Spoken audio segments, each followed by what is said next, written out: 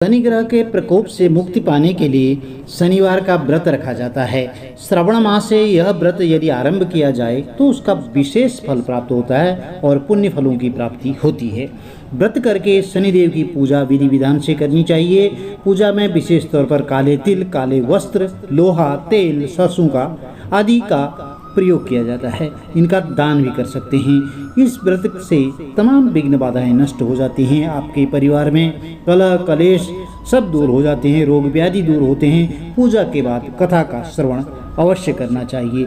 ओम नमः शिवाय। मित्रों, हर हर महादेव। भगवान भोलेनाथ आप सबकी मनोकामनाएं पूर्ण करें। शनिदेव को न्यायाधीश के नाम से जाना जाता है। शनिदेव न्याय की देवता होते हैं। यदि कुंडली में शनि ग्रह उच्च के होते हैं शनिदेव, तो उस व्यक्ति के वारे न्यारे भी कर देते हैं।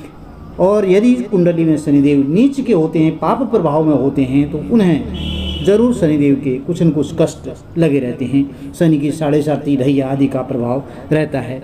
चलिए कथा आरंभ करते हैं। एक राजा था। उसने अपने राज्य में यह घोषणा की कि दूर दूर से सौदागर बाजार में माल बेचने आए और जिस सौदागर का माल नहीं बिकेगा उसे राजा स्वयं खरीद लेगा।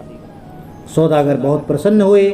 जब किसी सौदागर का माल नहीं बिकता तो राजा के आदमी जाते और उसे उचित मूल्य देकर के सारा सामान खरीद लेते। एक दिन की बात है, एक लोहार लोहे की शनिदेव की मूर्ति बनाकर लाया। शनि की मूर्ति का कोई खरीदार नहीं आया। संध्या समय राज कर्मचारी आए, मूर्ति खरीदकर राजा के पास ले आए। राजा ने उसे आदर से अपने पास रखा, अपने घर पर रखा। शनिदेव के घर आ जाने से घर में रहने वाले अनेक देवी देवता बड़े रुष्ट हुए। रात के अंधेरे में राजा ने एक तेजमयी स्त्री को घर से निकलते देखा तो उससे राजा ने पूछा कि तुम कौन हो? तो स्त्री बोली, मैं लक्ष्मी हूँ। तुम्हारे महल में शनि का वास है, इसलिए मैं यहाँ नहीं रह सकती। राजा ने उसे रोका नहीं। कुछ समय बाद एक देव पुरुष भी घर से बाहर जाने लगा तो राजा ने उससे भी पूछा कि तुम कौन हो? तो वह बोला, मैं वैभव हूँ, सदा लक्ष्मी के साथ ही रहता हूँ। जब लक्ष्मी नहीं तो मैं भी इस महल में नहीं रह सकता। यह कहकर वह भी चला गया। राजा ने उसे भी नहीं रोका। इसी प्रकार धीरे धीरे एक ही रात में धर्म, धैर्य, क्षमा आदि अन्य सभी गुण भी एक एक करके चले गए। राजा ने किसी से भी रुकने का आग्रह नहीं किया।